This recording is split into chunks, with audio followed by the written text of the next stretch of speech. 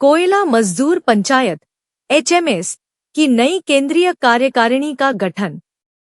रेशम लाल यादव अध्यक्ष और विनय सिंह पुनः महामंत्री निर्वाचित। कानूनी प्रावधानों के तहत कार्यकारिणी के सभी पदाधिकारी व सदस्य संरक्षित कर्मचारी घोषित। SECL के सभी क्षेत्रों के कोयला कामगारों के अधिकारों की रक्षा के लिए नई टीम पूरी मुस्तैदी से करेगी कार्य। बिलासपुर हिंद मजदूर सभा से संबद्ध कोयला मजदूर पंचायत की केंद्रीय कार्यकारिणी समिति का पुनर्गठन किया गया है। नवगठित केंद्रीय कार्यकारिणी में सर्वसम्मति से रेशम लाल यादव को केंद्रीय अध्यक्ष चुना गया है। वहीं संगठन की कमान को निरंतरता देते हुए विनय सिंह को पुनः केंद्रीय महामंत्री की महत्वपूर्ण जिम्मेदारी सौंपी गई है। इसके साथ ही श्रमिक आंदोलन को प्रखर गति देने के लिए रामेश्वर दुबे और हरि यादव को कार्यवाहक अध्यक्ष मनोनीत किया गया है। इसी प्रकार केंद्रीय उपाध्यक्ष तेज बहादुर सिंह, शिवनारायण मिश्रा, अनिध सिंह क्षत्री, डॉक्टर NL पटेल आदि केंद्रीय उपमहामंत्री, अख्तर जावेद उस्मानी एवं SC मंसूरी केंद्रीय कोषाध्यक्ष उमेश कुमार को बनाया गया है। इस कमेटी में गेवरा, कुसमुंडा, सोहागपुर, चिरमिरी, हसदेव, जोहिला, दीपका, बैकुंठपुर, जमुना, कोतमा और रायगढ़ सहित पूरे SECL क्षेत्र के जुझारू श्रमिक प्रतिनिधियों को सहसचिव, संगठन सचिव और कार्यकारिणी सदस्य के रूप में शामिल किया गया है।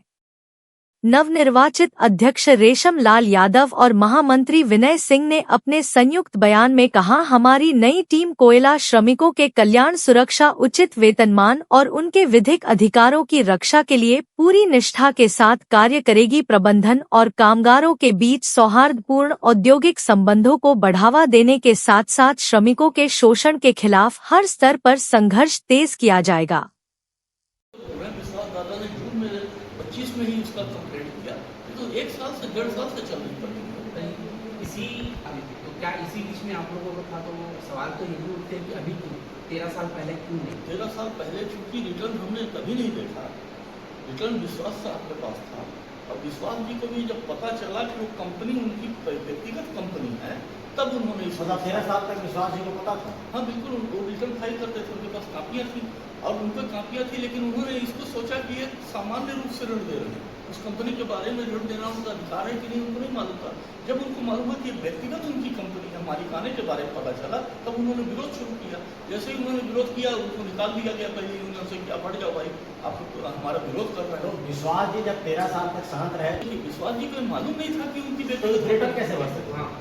रिटर्न का तो रिटर्न महासचिव भरता है, महासचिव नाथूलाल पांडे जी रिटर्न भरते थे नहीं, रिटर्न को वहाँ से भर के भेजते थे विश्वास जी के पास, को लेकर के जमा करते। विश्वास जी उसमें कोई रिटर्न अपने से नहीं भरते थे। विश्वास जी केवल यूनियन के, क्योंकि हमारे केंद्रीय सचिव थे, तो जबलपुर से उनके पास रिटर्न रहता था, पांडे जी का उसमें दस्तखत है, आप वो सारे कागज देख सकते हैं कि उसको जाके रायपुर जमा करते थे। उनका विश्वास जी ने अगर रिटर्न भरा होता तो निश्चित रूप से वो करते, लेकिन विश्वास जी को पता चला कि रिटर्न की मुझे जानकारी है, तो उनको पता चला कि व्यक्तिगत कंपनी है, आदित्य ट्रांसपोर्ट एंड, तो उनको ये लगा कि एक तो कानून के खिलाफ है ट्रेड यूनियन, कि हम मजदूरों से पैसा लें और अपनी कंपनी को देकर बिजनेस करें और कभी वापस न दें। और रिटर्न में उन्होंने लिखा ऋण है, तो ऋण है तो ऋण कभी वापस भी होना चाहिए। तो जब विश्वास जी ने इसकी लिखित शिकायत की हिंद मजदूर सभा को, तब 1.5 साल पहले हिंद मजदूर सभा को पता चला, तो उन्होंने कमेटी बना के सुनकर कमेटी के मेंबर बने। इससे पहले जानकारी 13 साल बाद हम बोल रहे थे, 13 साल तक ये किसी को नहीं मालूम था, क्योंकि सेबी में अगर आप लिस्टेड हैं, तो सेबी में लिस्टेड कंपनी को जांच करेंगे तभी पता चलेगा। तो सेबी में लिस्टेड कंपनी के जब उनको जांच किया सीरियल नंबर, DIN नंबर से, तो भारत सरकार की वेबसाइट में आ गया भाई ये आते हैं पदाधिकारी। जब ये पदाधिकारी है मालूम हुआ तब हमको समझ में आया कि हमारे पैसे का ये गलत तरीके से। अच्छा, अगर मान लो वो पदाधिकारी नहीं रहते तो भी उस कंपनी को नहीं दे सकते ऋण, क्योंकि ट्रेड यूनियन एक्ट की धारा 15 स्पष्ट रूप से नहीं कहती केवल अपने सदस्य के लिए काम करें। अगर कमर्शियल कंपनी को नहीं दे सकते और आपके कोरबा की किसी दुकान को नहीं दे सकते, केवल हमारे ऊपर खर्चा कर सकते हैं, हमारा क्षमता है।